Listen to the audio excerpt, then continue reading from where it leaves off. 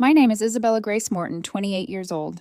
The church looked like something pulled straight out of a fairy tale. White roses cascaded down the altar, their petals scattered along the aisle like soft snow. Golden sunlight filtered through the stained glass windows, bathing the pews in a kaleidoscope of colors that shimmered across polished wood. The air smelled faintly of wax from the tall candles burning near the pulpit, and beneath it all was the hush of anticipation, like the world was holding its breath for me.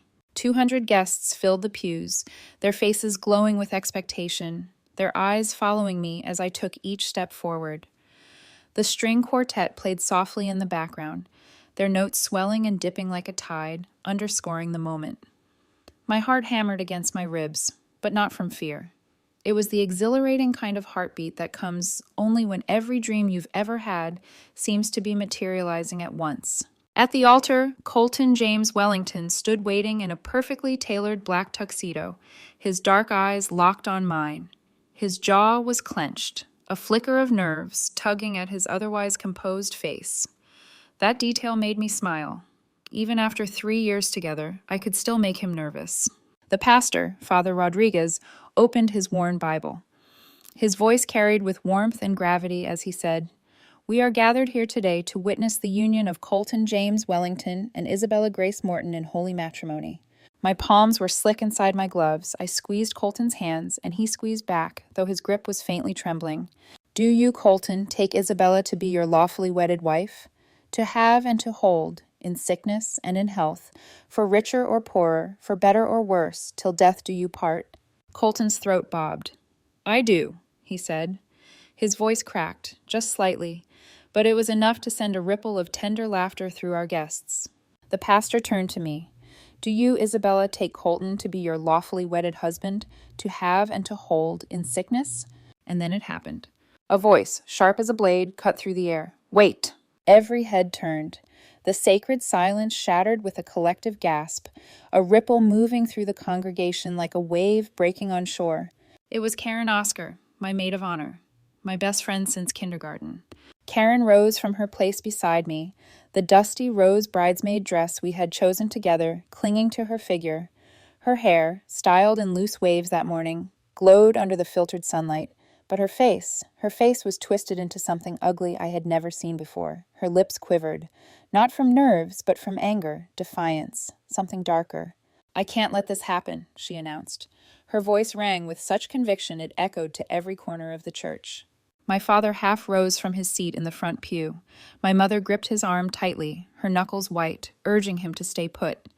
Behind them, my grandmother's rosary beads clicked rapidly as she muttered prayers in Spanish.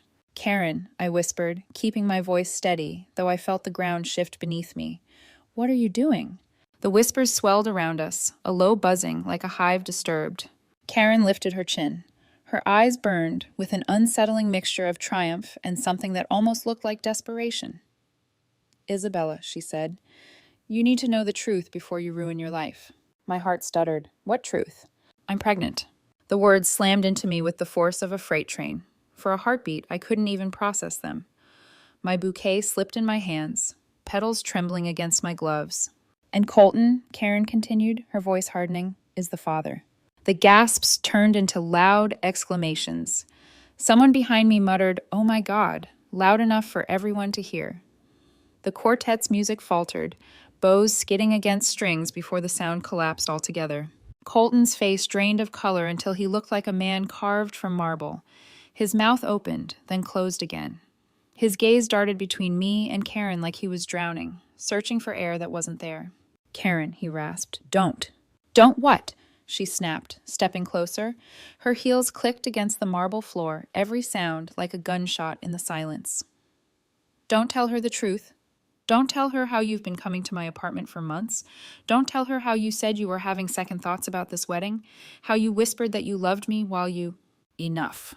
My brother Tristan shot to his feet, his face contorted with rage, his fists clenched, his chest heaving like a caged animal ready to strike.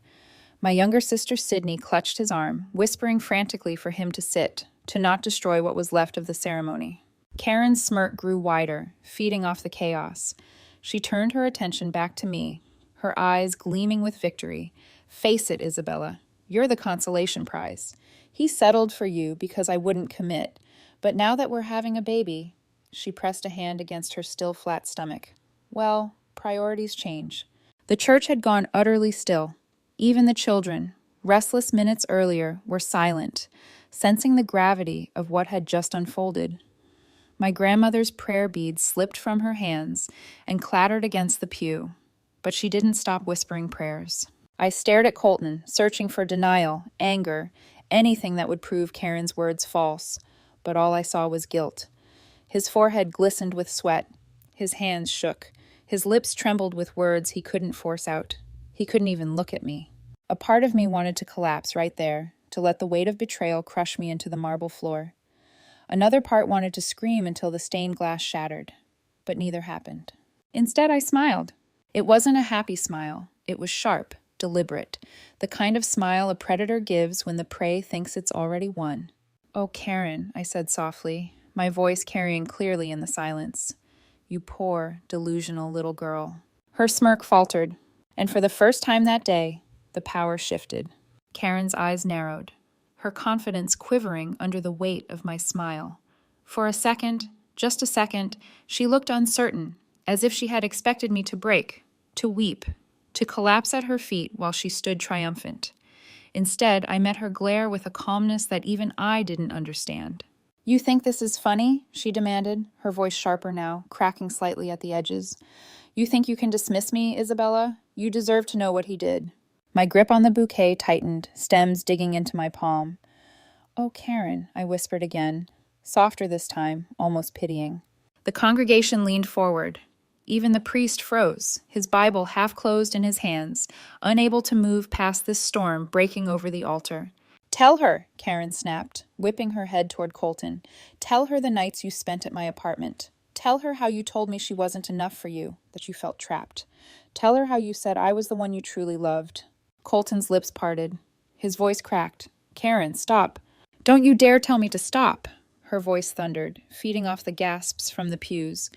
"I carried your secrets for months while she pranced around planning this wedding like some fairy tale. I won't stay silent anymore." Tristan surged forward again, his eyes blazing murder, but Sydney and my cousin Roberto held him back. My brother's jaw clenched so hard I thought he'd break his teeth. "You lying witch," he spat across the church. "You'll regret this." "Sit down, Tristan," Sydney hissed, but even she was shaking. I stood frozen, but my mind wasn't blank. It was racing, darting between the past and present. Memories crashed into me like a tidal wave. Moments with Karen, my best friend, my sister in all but blood. We had grown up side by side on Maple Street. She lived 3 houses down.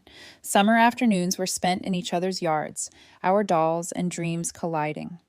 Sleepovers that turned into whispered confessions, our flashlights flickering beneath blankets. We swore we'd never betray each other. We promised distance, time, even men would never come between us. When we were teenagers, we sketched dresses in spiral notebooks and promised to move to New York to conquer fashion together. She cheered when I told her I wanted to be a nurse instead, saying, "I'll market your designs. You'll heal the world. Either way, we'll be unstoppable." She had been the first person I called when I got accepted into nursing school. The first person I told when Colton proposed under the Christmas lights on the beach. She squealed, pixelated on FaceTime, her grin splitting across the screen. "You deserve this, Isa. You deserve everything." How ironic, I thought, staring at her now, dripping venom in the same church where she had promised to stand by me forever. "Karen," I said slowly, steadying my voice, "we've known each other since we were 5. You were supposed to be my sister." Her chin trembled, but her words cut like knives. "I was your sister, until he chose me." Gasps rippled again. I turned to Colton. He looked sick, his skin waxy, his hands trembling.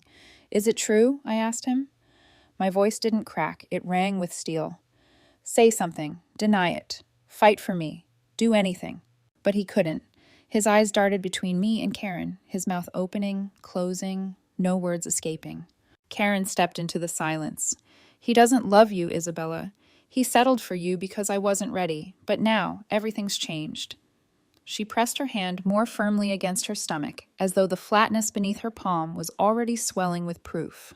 The guests' whispers grew into a roar. I heard fragments. How could she do this? At the altar. Poor Isabella. That baby. My father's face darkened with rage. He started to rise, but my mother tugged him back down, whispering, "No, let Isabella handle this." Her eyes never left mine, brimming with fury and pride all at once. For the first time, Karen's gaze flicked nervously around the church. She had expected shock, sympathy, maybe even support, but what she found were faces twisted in disgust, pity, and judgment. She wasn't the heroine of this scene. She was the villain, exposed under stained glass light. She turned back to me, defiant. "You can't fight the truth, Isabella. He loves me. He told me he does." Something inside me snapped, not like glass shattering, but like a string pulled taut until it hummed with dangerous clarity. I lifted my chin, my voice soft, but cutting enough to slice through the uproar. "Do you know what I see when I look at you, Karen?" Her eyes flickered. "What?" "A desperate little girl who has mistaken betrayal for victory." The silence that followed was deafening. The congregation stilled, waiting, sensing that something far bigger was about to unfold. Karen blinked. For the first time, doubt shadowed her expression. You're bluffing." I tilted my head, smiling faintly, the smile that had unnerved her before. "Am I?" The marble beneath my shoes felt cold. My hands stopped shaking. My breath evened out. Inside, something icy and powerful anchored itself. Stronger than heartbreak, stronger than fear. Colton whispered my name, Isabella. But I didn't look at him. My eyes stayed locked on Karen. "You think this is your moment?" I asked, my tone calm and deliberate. "But it's mine." The church, the guests, the whispers, all of it seemed to fade, like the world was narrowing into a stage with only two players, me and her. And she had no idea she was about to lose. Karen's face flushed crimson, her chest heaving with each breath.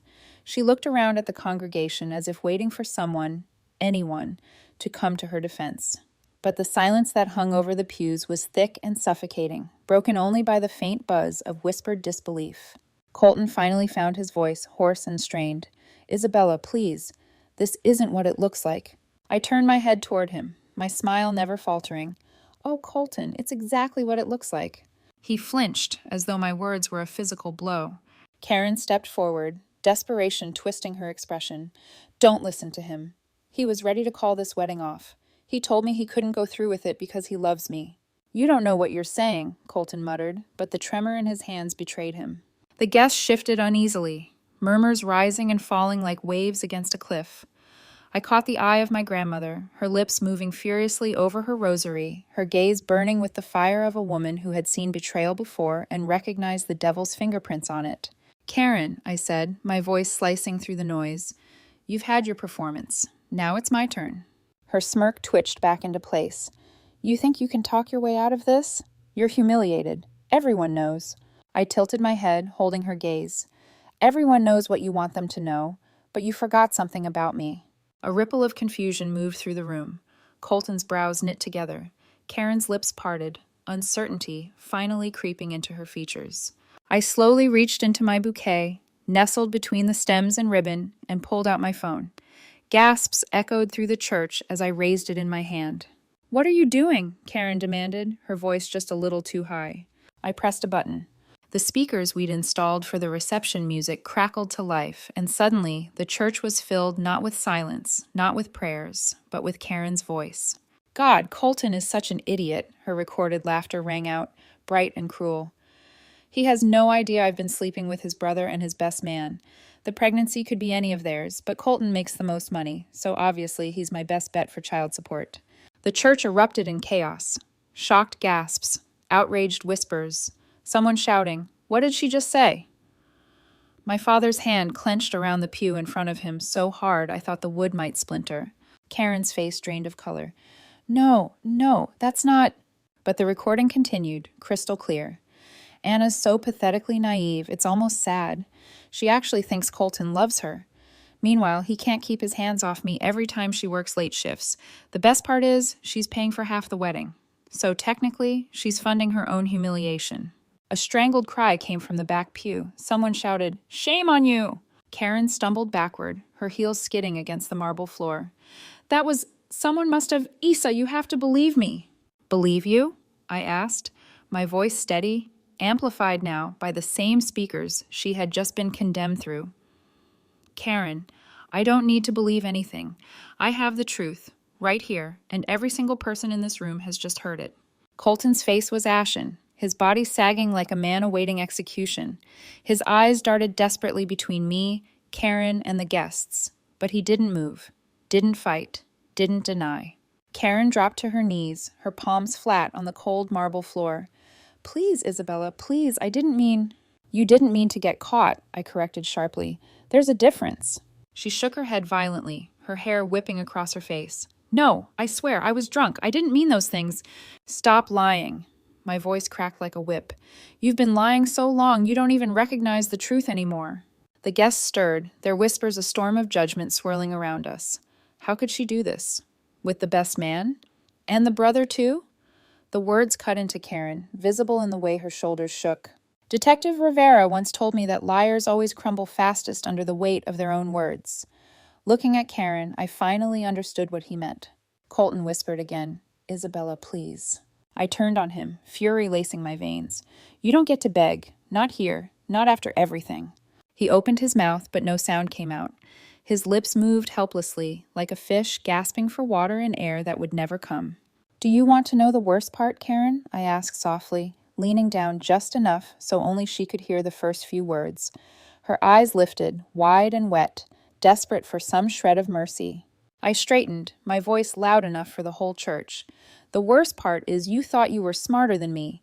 You thought you'd play your game, and I'd play the fool.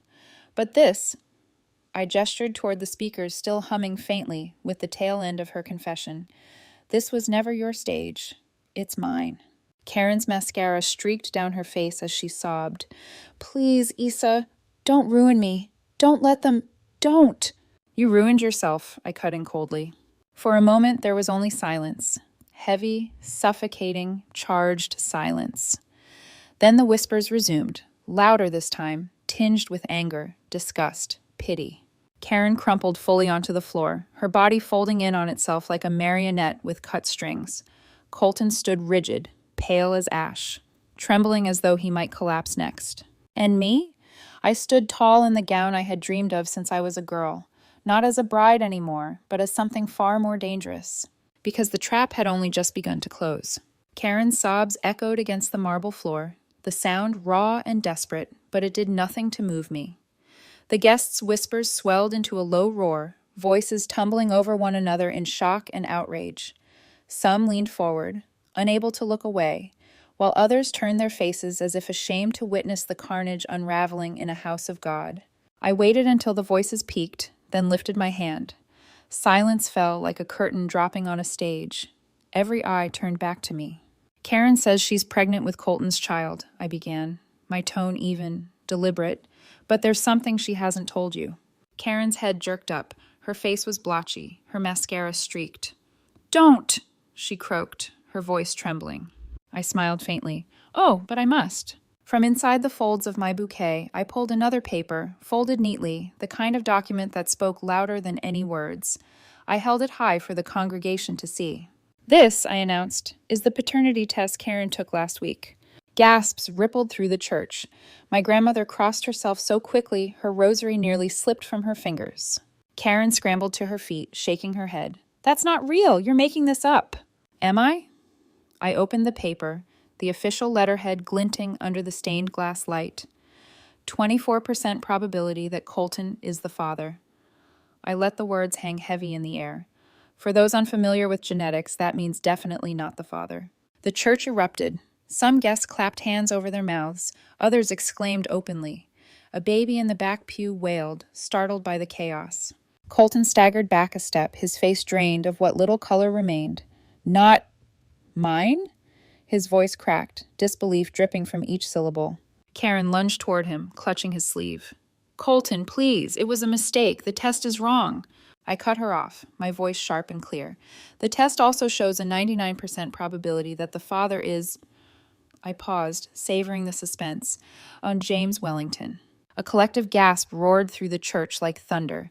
Heads swiveled toward the groomsmen line.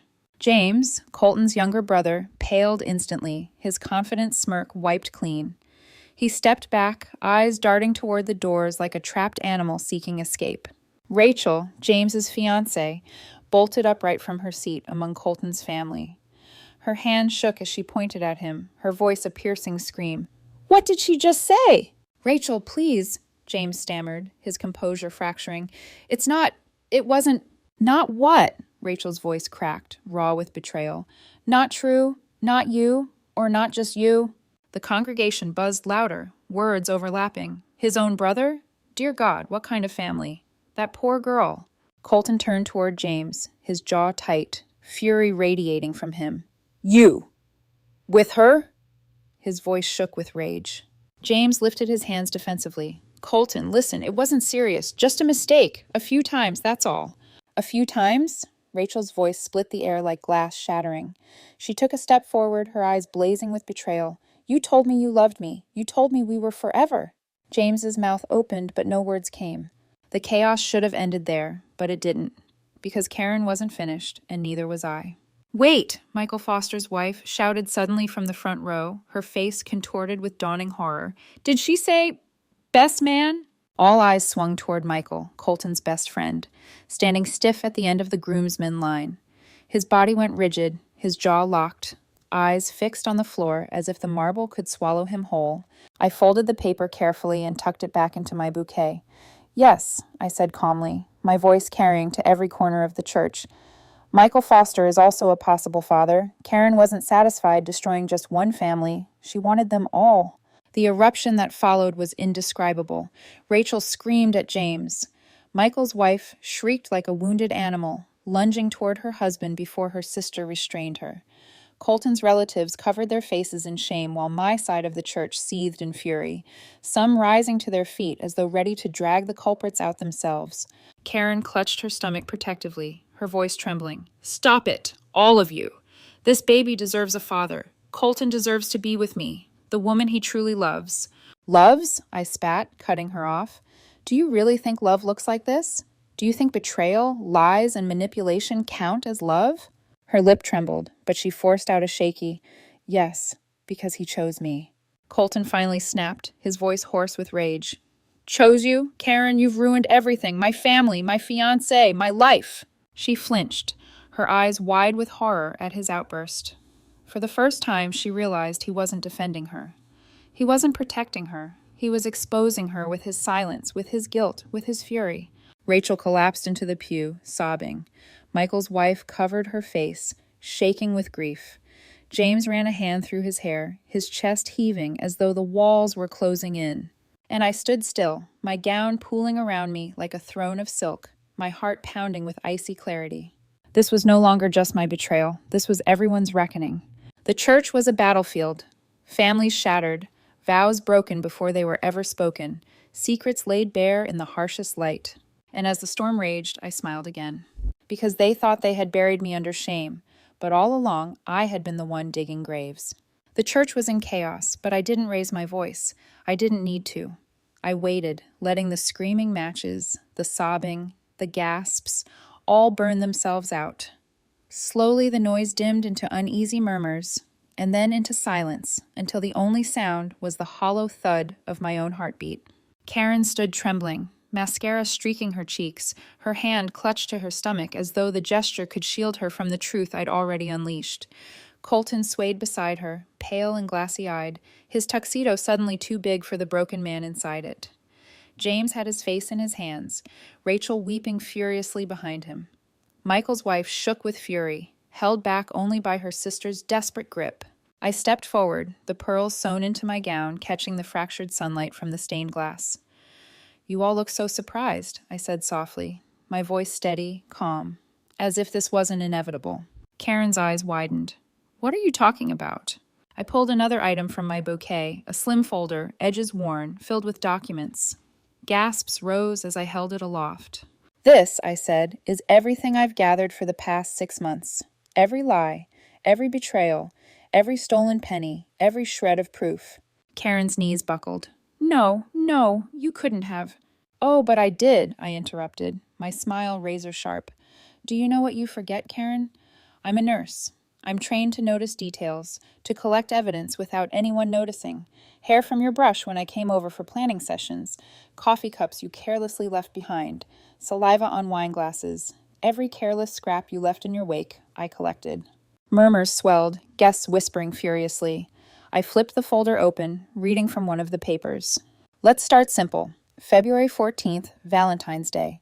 While I was working a double shift at the hospital, Mrs. Patterson, our neighbor, saw you leaving my apartment building at 6 a.m. She took a photo. I held up the image for the congregation. Karen in yesterday's clothes, hair mussed, eyes shadowed. The classic walk of shame. Karen covered her face with her hands, shaking her head. Stop it! Oh, we're only beginning. I pulled another paper from the folder. Then there are the credit card statements. Small charges at coffee shops across town, jewelry stores, hotels. Nothing big enough to alarm me on their own. But together, a pattern. A damning one. Like the necklace around your neck. Karen's trembling hand flew up, clutching the delicate chain with its tiny diamond pendant, the same one I'd spotted on a statement and naively assumed was a surprise for me. The congregation erupted again, exclamations ringing through the vaulted ceiling. Colton buried his face in his hands. Isabella, please. Don't you dare beg, I snapped, cutting him off. You spent my grandmother's engagement ring money to cover her rent when she lost her job. You drained $5,000 from our wedding account to pay her credit card bills. And you thought I wouldn't notice. The crowd's murmur sharpened into outrage. My father half rose, fury radiating from him, but my mother pulled him down again, whispering fiercely, Let her finish. Let her finish. Colton's eyes brimmed with tears. I didn't mean... You didn't mean to get caught, I hissed, echoing my earlier words to Karen. But you meant every single transaction. You meant every betrayal.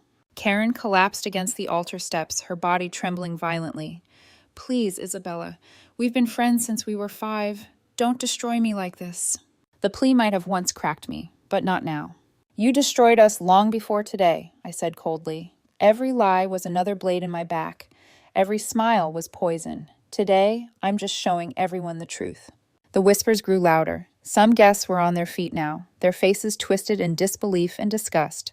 The sacred church had become a courtroom, and I stood as prosecutor, witness, and judge all in one. Karen's voice broke into a scream. This isn't you! You're not like this! You're not cruel! I laughed, the sound low and sharp. Cruel? No, Karen. Cruel is sleeping with my fiancé. Cruel is stealing my money, my trust, my future. Cruel is stabbing your best friend in the back and expecting her to smile while you twist the knife.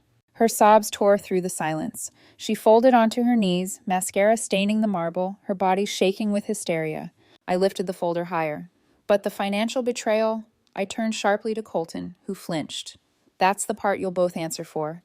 Loans taken out in my name. Accounts opened with my social security number. $50,000 missing from my inheritance account.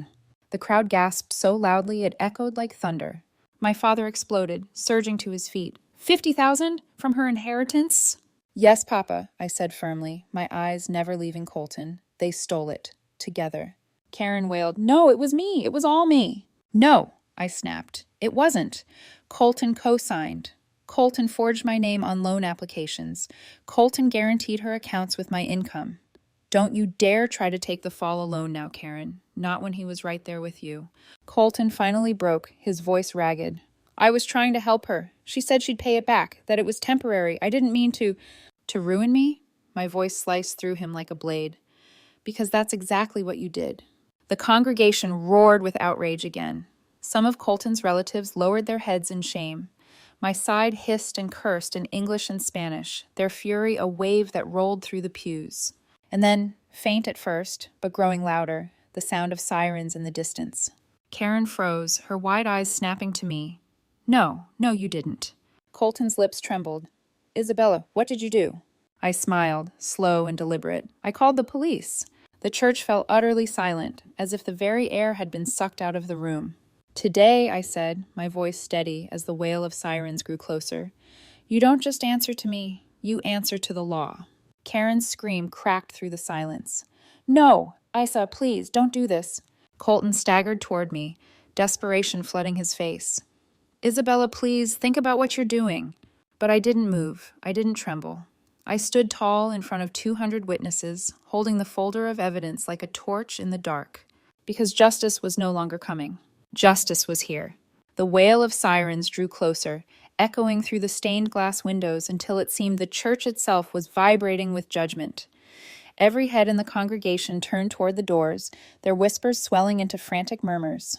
Some clutched their pearls, others their rosaries, while a few of Colton's relatives looked as though they might faint right there in the pews. Karen clutched her stomach, her face streaked with black rivers of mascara. "No," she whimpered, shaking her head violently.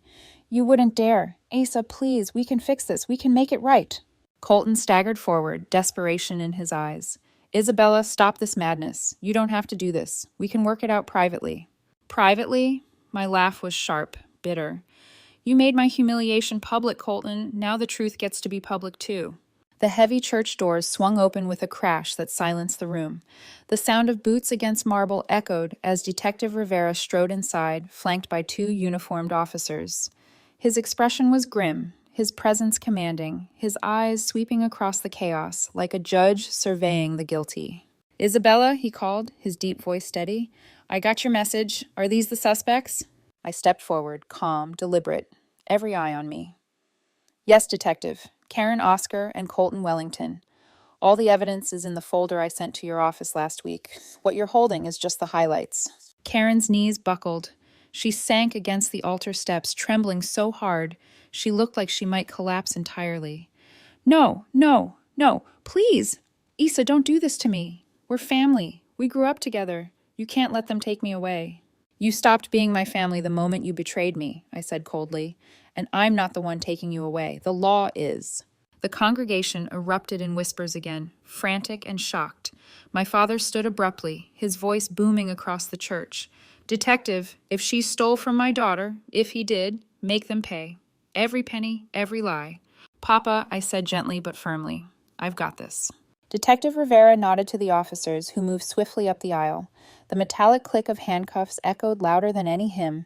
"Karen Oscar," Rivera intoned, his voice steady, "you're under arrest for identity theft, fraud, and embezzlement." Karen shrieked as one of the officers pulled her arms behind her back. "No, Isabella, please, I'll pay you back, every penny. I'll do anything. Don't let them take me." The steel snapped shut around her wrists. Her sobs turned guttural, wild. She thrashed, mascara staining her cheeks like war paint. "We're sisters, Issa. Don't throw me away like this." I met her gaze, my heart stone. "You threw us away the moment you chose lies over loyalty." Rivera turned to Colton, who stood frozen, his face pale, his eyes bloodshot and wild. "Colton Wellington, you're under arrest for conspiracy to commit fraud and embezzlement." The second officer stepped forward, cuffs glinting in the fractured light. Colton finally broke, stumbling back a step. "Wait, no, this isn't fair. I was tricked. She manipulated me." He pointed frantically at Karen, his voice cracking. "She's the mastermind. I only wanted to protect her." Karen spun on him, her cuffed hands jerking against steel. "Protect me? Don't you dare blame me. You signed the papers. You took the money. You're just as guilty as I am." Their voices collided in the air, shrill and desperate. The congregation looked on, horrified, like witnesses at a car crash they couldn't look away from. Detective Rivera's expression didn't flicker. He gestured, and the officer snapped the cuffs around Colton's wrists. The sound rang out, final, undeniable. Colton sagged, the fight draining from him in an instant. His eyes found mine, pleading, "Isabella, please, don't let them do this. You loved me once. Doesn't that mean anything?" For a heartbeat, I saw the man I thought I loved. The Colton who brought flowers every Sunday, who kissed my forehead when I was tired from long shifts, who promised me forever. My chest tightened. For the briefest moment, grief pricked at the edges of my resolve. Then I remembered the necklace on Karen's throat, the forged signatures, the drained inheritance, the lies whispered in another woman's bed. My voice was steady, ice cold. "It meant everything, Colton. That's why this hurts so much. But love without honesty isn't love at all. It's poison." His eyes brimmed with tears as the officer pulled him back, steel biting into his wrists. He didn't resist. He just stared at me like a man watching his entire world crumble into dust. Karen sobbed, her voice raw. "Isa, please, I'll change, I swear. Don't let them take me. I can be better. I can." I shook my head slowly. "You can explain yourself to the judge, Karen. You'll have plenty of time in court." The congregation was utterly silent now. No one moved. No one spoke. 200 witnesses watched as my best friend and my fiancé, two people I had trusted most, were led down the aisle in chains. My grandmother's rosary beads clicked faster, her whispered prayers a solemn backdrop to the metallic echo of handcuffs. Children clutched their mothers. Relatives wiped at tears, some of rage, others of grief. The doors swung open again, and the sunlight from outside poured in like judgment itself as the officers marched them out. Karen screamed my name one last time, her voice cracking on the vowels, echoing through the sacred space until the doors slammed shut behind her. And then silence. The kind of silence that vibrates, heavy and absolute. I stood at the altar in my wedding gown, my bouquet clutched loosely in my hand, the folder of evidence pressed against my side like armor. This was supposed to be the happiest day of my life. Instead, it had become a reckoning. I lifted my chin and faced the crowd. "Ladies and gentlemen," I said, my voice steady, despite the storm inside me. "I apologize for the interruption, but sometimes the truth refuses to stay hidden." No one spoke, no one moved. And then, softly at first, my grandmother began to clap. The sound echoed, sharp and deliberate. One by one, others joined. My father, my mother, my siblings, my cousins, my friends, even some of Colton's relatives who looked mortified by their family's shame. Soon, the entire congregation was on their feet, applauding. Not the wedding, not the disaster, but the strength it took to expose it. For the first time that day, I let out a breath I didn't realize I'd been holding. And for the first time in months, maybe years, I felt something like freedom. The echo of the church doors closing behind Colton and Karen lingered like a final exhale. The sound of handcuffs, the sting of their voices begging and accusing, the crash of shattered illusions, it was all gone. In their absence, the silence was deafening. I stood at the altar, my wedding gown pooling around me, my bouquet limp in my hands. My body felt both heavy and light, as though I had been hollowed out and filled with something too big to contain. 200 guests stared at me, some in shock, some in awe, some in pity. The air was thick, humming with the weight of what they had witnessed. My father was the first to move. He pushed through the pews, his tall frame rigid with fury, but his eyes soft when they landed on me. He mounted the altar steps and pulled me into his arms without a word. His embrace was crushing, protective, as if he could shield me from everything that had just transpired. "Mija," he whispered into my hair, his voice raw with emotion. "You turned your wedding into justice. I've never been prouder." Tears pricked my eyes, but I refused to let them fall. Not yet. My mother joined us, her hand warm against my back. "What they did to you is unforgivable," she said firmly. Her eyes glistened, but her jaw was set with steel. "But you stood tall, Isabella. You didn't let them break you." Tristan forced his way forward next, his fists still clenched, his jaw rigid. His face was flushed, his chest heaving like a man who had been fighting to stay seated. "Isa, I should have seen it. I should have known something was wrong. I should have protected you." I turned to him, shaking my head. "You couldn't have known. I barely knew myself until I started digging. Don't blame yourself for their lies." He swallowed hard, his eyes burning with guilt. "Still, I swear on my life, if Colton ever comes near you again, I'll—" "Tristan!" Sydney's voice cut in, sharp, but tinged with warmth. She stood beside him, her arms crossed, her eyes a mix of fury and admiration. "No murdering. She's already done the work. You'd only make a mess of it." Despite everything, a small laugh bubbled in my chest. My siblings, always themselves, even in the ruins. Sydney stepped closer, her voice softening. "That was the most badass thing I've ever seen. You stood there in front of everyone and burned them with the truth. You didn't just survive, you owned it." Her words broke through the icy armor I had wrapped around myself. My throat tightened, and for the first time that day, my vision blurred with tears I couldn't stop. "Come here," she murmured, pulling me into a hug that smelled of her vanilla shampoo and felt like home. The congregation slowly began to stir. Aunts, uncles, cousins, friends. Some approached cautiously, others boldly, but all with the same look in their eyes. Pride, pity, and admiration tangled together. "You're stronger than I ever knew," whispered my cousin Maria, pressing my hand. "You did what most women only dream of," muttered Aunt Vivian, shaking her head. "God bless you, Isa," said Mrs. Alvarez, my neighbor, tears streaking her cheeks. Even Father Rodriguez approached, his Bible tucked under his arm, his voice gentle but steady. "My dear," he said, "are you all right?" I took a deep breath, steadying myself. "I don't know," I admitted honestly, "but I think I will be." He nodded, his lined face soft with compassion. "Would you allow me to offer a prayer? Not a wedding blessing, but one for strength, for truth, for courage." My throat tightened again, but I nodded. "Yes, Father, please." The congregation bowed their heads as Father Rodriguez lifted his hands. His voice carried through the vaulted space, no longer filled with accusations, but with something steadier, warmer. "Lord, we thank you for truth revealed, even when it comes in pain. We thank you for the strength you have given Isabella to stand against lies, against betrayal, against darkness. May she walk forward from this day not in shame, but in freedom. May those who betrayed her face justice, and may she find healing in the arms of those who truly love her." "Amen," the congregation echoed, voices trembling, unified. I closed my eyes, the words wrapping around me like a blanket. For the first time since Karen stood and shattered my wedding, I felt the icy grip on my chest loosen. When I opened them, Sydney was watching me closely. "You okay?" she whispered. "I think so," I said softly. "For the first time in a long time, yes." But then, out of the corner of my eye, I noticed something strange. A few guests weren't bowing their heads in prayer. They weren't even watching me. They were holding up their phones, recording, streaming, capturing every second. My stomach dropped. "Tell me they aren't," I muttered.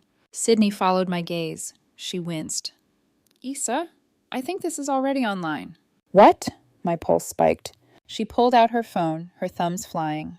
After a moment, she bit her lip. And it had "Wedding Revenge is trending," and it looks like someone live-streamed the whole thing. My breath caught. Live-streamed? As in, the world just saw... Sydney showed me her screen. My name. My face. The clip of me pressing play on Karen's recorded confession. Millions of views piling up by the second. The church suddenly felt smaller, tighter, like the walls were closing in. My humiliation, my justice. It wasn't confined to these walls anymore. It was spreading, wildfire fast. I forced myself to breathe, slowly in, out. "Isa," Sydney said softly, her eyes searching mine. "People are calling you a hero." A hero. The word felt foreign on my tongue. Hours ago, I had been a bride, then a victim, then a prosecutor in lace. And now, a hero? I swallowed hard, the weight of it settling deep inside me. Maybe the world didn't just witness my destruction. Maybe, just maybe, they had witnessed my rebirth. Sydney's phone glowed in her hands, the screen lighting up with notifications faster than she could swipe them away. "Isa," she whispered, her eyes wide. "You're everywhere. TikTok, Twitter, Instagram. Someone clipped the recording you played and posted it with the caption, 'Bride exposes cheating groom and maid of honor at the altar.'" She looked up at me, her voice trembling between awe and disbelief. "It already has 2 million views. 2 million. The number slammed into me harder than any of Karen's words had. My humiliation, my carefully planned revenge, my heartbreak. It wasn't confined to the 4 walls of this church anymore. It was being dissected, analyzed, applauded, judged, and spread like wildfire across the world. I forced myself to steady my breathing. What are people saying?" Sydney scrolled, her brows furrowed, then her lips curved into a grin. "They're calling you a queen, a legend. Listen to this." She read aloud. "This woman is an icon. The way she stayed calm, queen behavior." Another. "I wish I had her courage when my ex cheated. She turned her wedding into justice. And here, plot twist of the century. Somebody make this a Netflix show." The congregation around us buzzed again, this time not in outrage, but in fascination. Some of the younger guests whispered to each other, already pulling out their phones, refreshing feeds, nodding as they read comments. I felt the ground sway beneath me. Hours ago, I was supposed to be a bride, stepping into the next chapter of my life. Now I was... what? A meme? A headline? An accidental symbol of female empowerment? Sydney squeezed my arm. "Isa, this isn't bad. This is good. People aren't mocking you. They're celebrating you." I shook my head, dazed. "They're celebrating a train wreck." "No." She looked me dead in the eyes. They're celebrating that you turned the wreck into a firestorm of truth. You didn't hide. You didn't crumble. You burned them down with their own lies. Before I could respond, my mother swept in, her expression set with purpose. "We paid for this reception," she announced loudly, her voice carrying through the church. "We paid for the food, the music, the flowers. This day will not be wasted." The guests stirred, uncertain. My mother clapped her hands once, sharply. "Everyone, we're going to celebrate. Not a wedding, no. Today we celebrate Isabella's freedom. We celebrate her strength. We celebrate the truth." My father nodded vigorously, his eyes fierce. "She deserves joy, not pity. If those two snakes thought they'd steal her day, they were wrong." And just like that, the mood shifted. We left the church and made our way to the reception hall, the one that had been meticulously decorated for a celebration that would never happen. White tablecloths draped across round tables, centerpieces of roses and baby's breath still perfumed the air. The DJ's booth gleamed in the corner, ready to play music for a first dance that no longer existed. At first, the sight broke my heart all over again. The ghost of what should have been hung heavy in every detail: the engraved champagne flutes, the flower wall meant for romantic photographs, the cake, pristine and untouched, waiting for a bride and groom who no longer existed. I stood frozen at the entrance, the weight of the day pressing down on me again. Then my mother's hand slid into mine. "Mija," she said firmly, "this isn't the end of your story. It's the beginning. Now go. Dance." And somehow, impossibly, I did. The DJ, clearly uncertain, glanced at me. I gave a small nod. His fingers hovered, then pressed play. Music filled the room, joyful, defiant. The guests poured in, cautious at first, then with growing energy.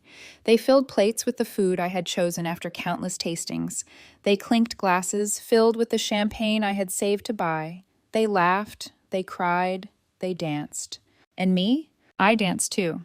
Not with Colton, but with my father, my brother, my cousins, my friends.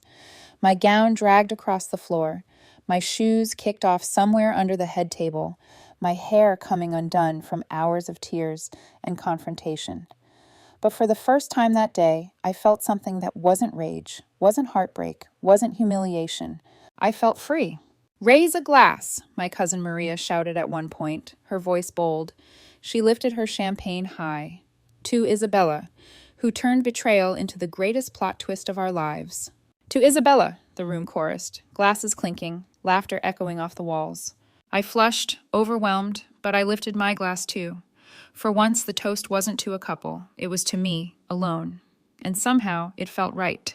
As the night deepened, I slipped away to a quieter corner, needing a moment to breathe. My phone buzzed endlessly with notifications. Messages from strangers flooded my inbox. "Girl, you're my hero. I just saw the video. Thank you for showing women we don't have to take betrayal lying down. I left my cheating fiancé last year, but I wish I had done it like you. You're an inspiration. This is the best wedding video ever. Netflix, please." Each one was surreal. Each one chipped away at the image of myself as merely a victim. Sydney found me, holding 2 glasses of wine. She handed me one, smirking. "So, how does it feel being famous?" "Famous?" I scoffed, shaking my head. "I didn't ask for this." "True." She clinked her glass against mine. "But maybe you deserve it." I thought about that as I sipped. Maybe this wasn't fame. Maybe it was something else. Recognition. Proof that standing up for yourself, no matter how messy, no matter how painful, had value. Across the room, laughter rose again, the guests twirling on the dance floor. My family stood at the center, radiant, protective, unbroken. And me, I stood taller than I had in months. Because Karen and Colton had thought they ruined me. But instead, they had given me the platform to show the world exactly who I was. By morning, my life was no longer mine. When I woke, my phone was buzzing so violently on the nightstand that I thought it might leap to the floor. Notifications rolled in by the hundreds, then thousands, each one another reminder that the world had witnessed my ruin and my revenge in real time. I scrolled in disbelief. Clips of me standing at the altar, smiling coldly at Karen, were now stitched into countless TikToks with captions like, "This bride is a legend," and "Justice served." At the altar. Twitter threads dissected every second of the confrontation like it was a courtroom drama. Memes of Colton's pale face and Karen's collapse flooded Instagram. I wasn't just a woman who'd been betrayed. I had become entertainment. By mid-morning, the reporters arrived. The first knock came as I sat at my parents' kitchen table, nursing a cup of coffee I couldn't seem to swallow. My father answered, only to find 2 cameramen and a reporter from Channel 7 News standing on the porch, microphones at the ready. "Ms. Morton," the reporter called, her tone urgent. "Can we get a statement about what happened at your wedding yesterday?" My father slammed the door in their faces. "Vultures," he muttered, stalking back into the kitchen. But they didn't stop. Within an hour, more had gathered. The driveway was lined with news vans, the sidewalk crowded with cameras. They shouted questions whenever a curtain shifted or a door creaked open. "Isabella, how long did you know about the affair? Were you planning the trap for months? Do you consider yourself a hero?" Hero. The word rang in my head, heavy and strange.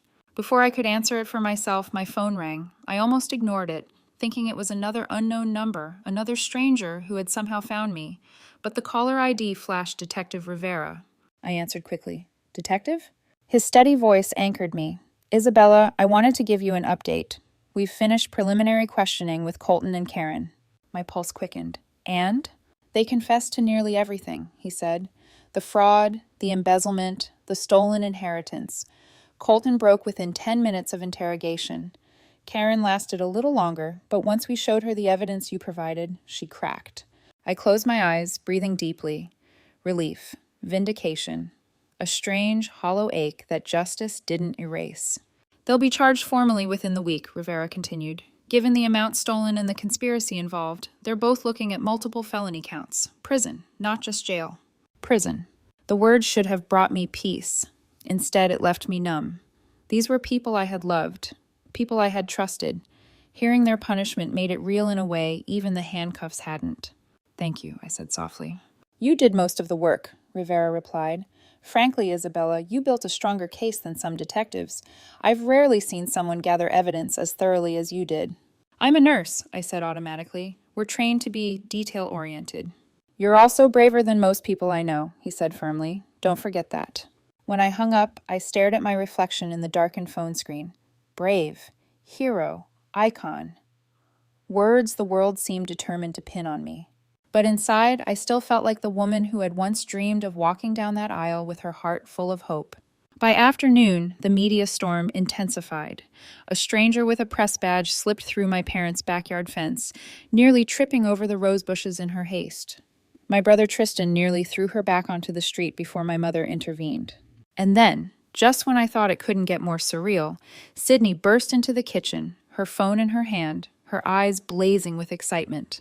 "You need to take this call," she said breathlessly. "What call?" She thrust the phone at me. "It's the Ellen Show." I blinked. "You're kidding." "Do I look like I'm kidding?" I swallowed hard and pressed the phone to my ear. "Hello?" A bright, professional voice came through. "Hello, Isabella. This is Sarah from Ellen's production team. We've all seen your story, and Ellen herself would love to have you on the show next week. She thinks your courage is extraordinary and wants to celebrate your strength." My knees nearly buckled. Ellen DeGeneres, a woman I had watched on TV for years. Now she wanted me on her stage. I don't know what to say," I stammered. "Say yes," Sydney mouthed at me furiously, bouncing on her toes. I took a breath. I'd be honored. "Wonderful," Sarah said warmly. "We'll send over the details. Congratulations, Isabella. The world needs to hear your story." When I hung up, Sydney shrieked and tackled me into a hug. "You're going to be on Ellen! You're going to be famous!" I laughed, dazed, still holding the phone loosely in my hand. "Famous for being betrayed," I said wryly. "No," Sydney corrected, her voice fierce. "Famous for refusing to stay silent." The words sank deep into me. Outside, reporters still swarmed. Online, strangers dissected every second of my downfall and revenge. The legal system was already grinding forward with charges and evidence, and now I was being invited to sit on a stage and tell millions more. My story wasn't just mine anymore. The world was watching. That night, after the reporters finally left and the house settled into uneasy quiet, I slipped out into my parents' garden. The summer air was thick with the scent of jasmine, fairy lights strung along the fence glowing like captured stars.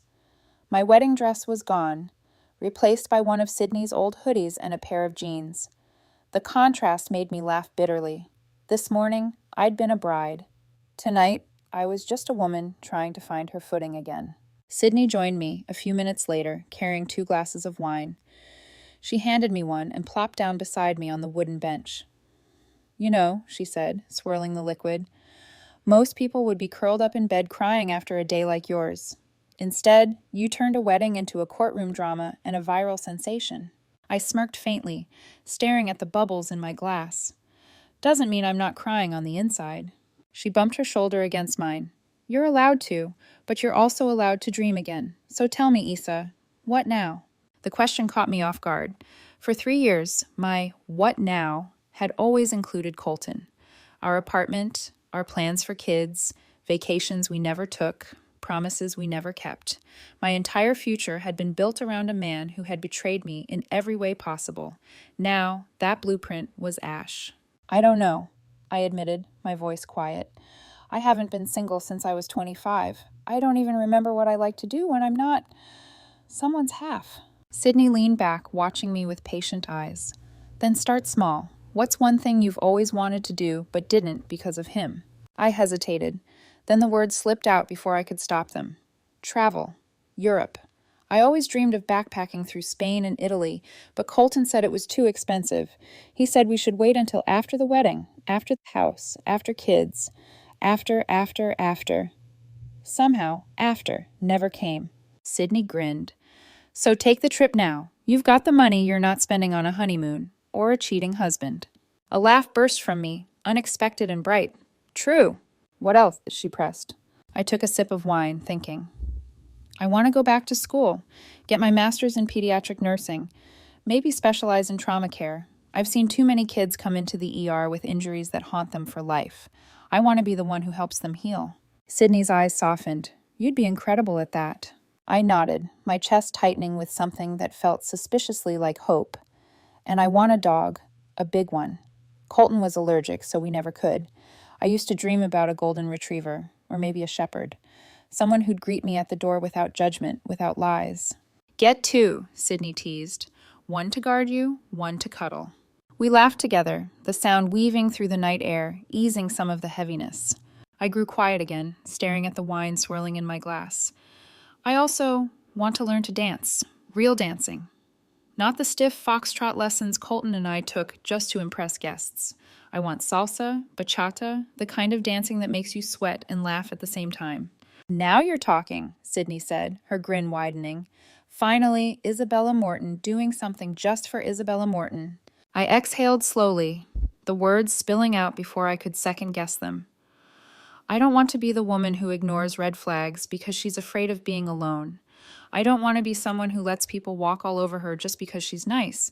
I want to be someone I'm proud of." Sydney turned toward me fully, her expression fierce.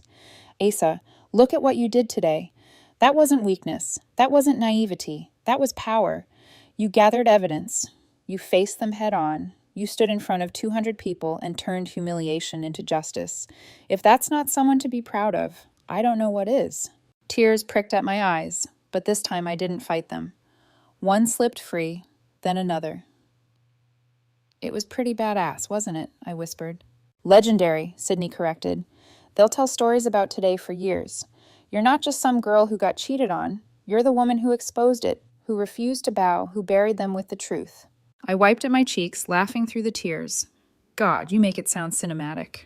"It was cinematic," she insisted. "The church, the recording, the DNA test, the cops storming in. If Spielberg had filmed it, people would have said it was too dramatic to be real." I shook my head, overwhelmed, and set my wine glass down on the bench. My phone buzzed again in my hoodie pocket. I pulled it out, intending to ignore it, but curiosity got the better of me. A text from an unknown number. "Saw your video online. You're my hero. My ex cheated last year, and I wish I'd had your courage. Thank you for showing me what strength looks like." Another came immediately after. "You don't know me, but your story gave me the push I needed. I'm leaving my toxic marriage tonight. You saved me." My breath caught. Message after message rolled in. Strangers pouring their hearts out, thanking me, calling me brave, saying my story gave them hope. I showed the phone to Sydney, my voice barely a whisper. This is insane." She read a few messages, then looked up at me, her eyes shining. "You see, you're not just healing yourself, Issa. You're helping others heal too. I pressed the phone against my chest, overwhelmed. Maybe she was right. Maybe my pain wasn't wasted if it lit the path for someone else. Sydney stood, stretching. So what happens now? I looked up at her, the jasmine-scented air filling my lungs. For the first time all day, the future didn't feel like a void. It felt like a horizon. Now, I said slowly, I start over. Not as someone's fiancé, not as someone's half, just me. Sydney smiled, reaching down to squeeze my hand. Then let's make sure the world sees you for who you really are. 8 months later, I'm writing this from a cafe in Barcelona, sipping sangria while the Mediterranean sun bleeds gold across the horizon. The sea breeze smells of salt and citrus, and somewhere nearby, a guitarist strums a tune that feels like freedom itself. 8 months ago, I thought my life had ended at the altar. Now I realize it was only beginning. After the wedding that wasn't, I packed a single suitcase, bought a rail pass, and left. Spain, Italy, France. I wandered cobblestone streets, ate gelato for breakfast, got lost in winding alleys where laundry fluttered between balconies, danced barefoot in town squares when locals pulled me into festivals I didn't understand but felt in my bones. For the first time in years, every choice was mine. Where to go, what to eat, who to meet. I wasn't someone's fiancé, someone's second choice, someone's fool. I was Isabella Morton, a woman discovering herself in foreign cities where no one knew my name. The Ellen Show appearance came first. I sat under bright lights, cameras rolling, as Ellen asked me to walk through what happened. My voice shook at first, but then the audience gasped, laughed, clapped in all the right places, and I realized something. My story wasn't just mine anymore. It belonged to everyone who had ever been betrayed, who had ever felt small, who had ever wished they could stand up for themselves. That interview led to others. Morning shows, magazines, podcasts. Eventually, a book deal. I poured my heart into the pages. Every red flag I ignored, every excuse I made, every truth I uncovered. By the time I was done, I realized it wasn't a story about betrayal at all. It was a story about survival. The book sparked invitations to conferences and women's retreats. I stood on stages in front of strangers, sharing the lessons I had clawed out of heartbreak. At first, my knees shook every time, but then I'd see women nodding, eyes brimming with tears, and I knew. I wasn't just healing myself, I was giving others permission to heal too. Meanwhile, justice took its course back home. Colton and Karen were both sentenced to 4 years in prison. Multiple counts of fraud, embezzlement, identity theft. They'll be eligible for parole in 18 months, but I won't be attending the hearings. I don't need to see them beg for mercy. I already gave them all the mercy I ever had when I trusted them, and they squandered it. The baby was born 7 months after the wedding. A boy with dark hair and lungs strong enough to rattle the hospital halls, according to Rachel, who surprised everyone by forgiving James. Against all odds, they're raising the child together. I still don't know how she found that kind of grace in her heart. Maybe love makes some people blind, the way it once blinded me.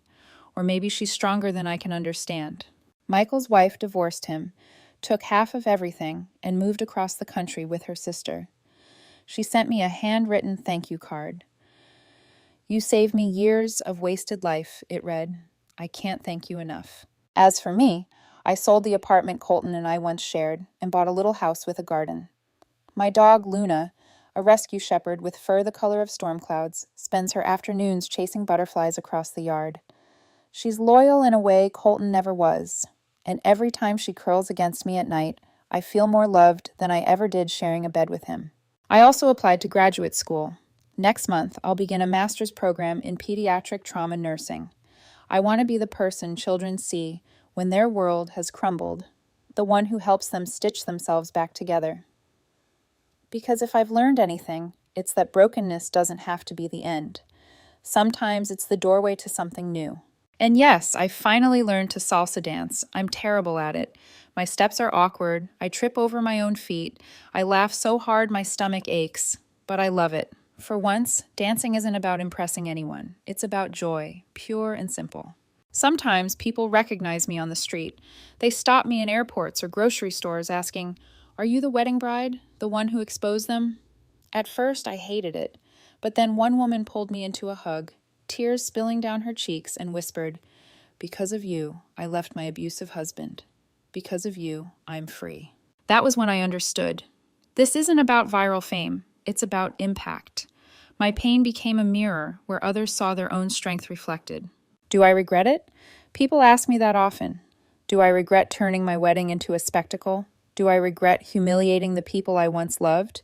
Do I regret making my heartbreak public? The answer is always no.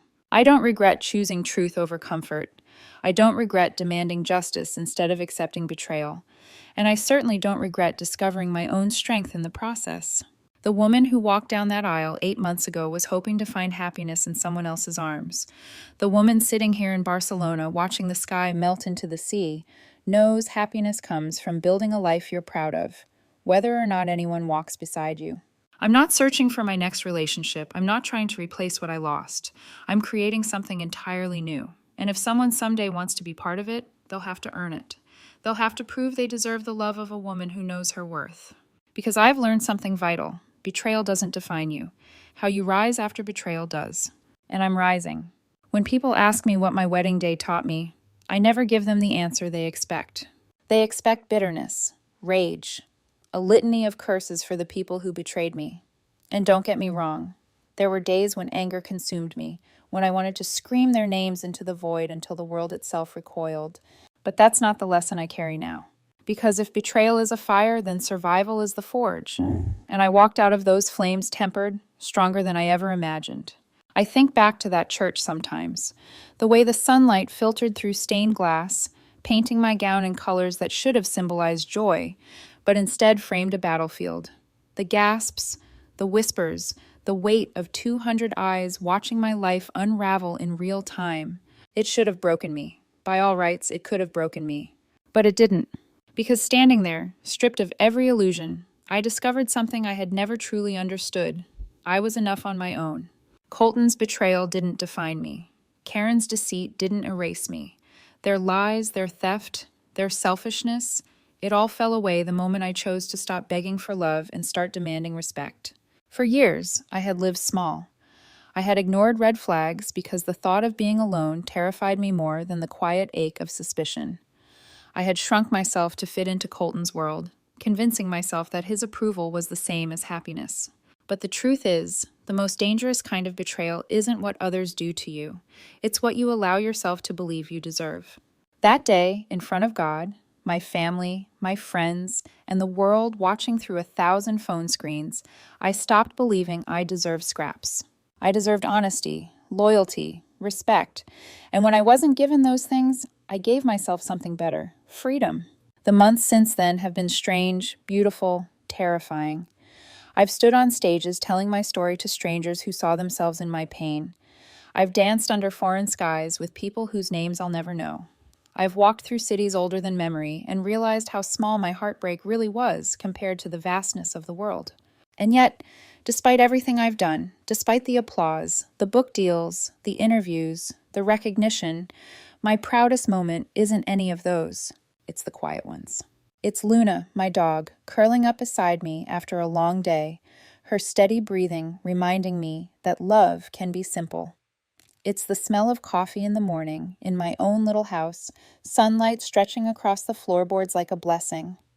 It's studying late at night, textbooks spread out, my pen moving furiously as I chase a dream I nearly abandoned. These are the moments no betrayal can steal. People still stop me sometimes. They tell me my story gave them courage to leave an unfaithful partner, or strength to demand honesty from a friend, or hope that even in the ashes of destruction, something new can grow. And every time I tell them the same thing. Your worth is not measured by how much pain you can endure for the sake of someone else. Your worth is not defined by whether a lover chooses you or a friend remains loyal. Your worth is already there, untouched, unbreakable, waiting for you to claim it. The person who matters most in your love story is you. I used to think happily ever afters came from weddings, rings, and promises whispered in candlelight.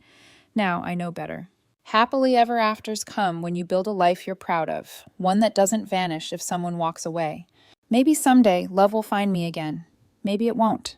Either way, I'll be fine, because I don't need someone to complete me. I am whole.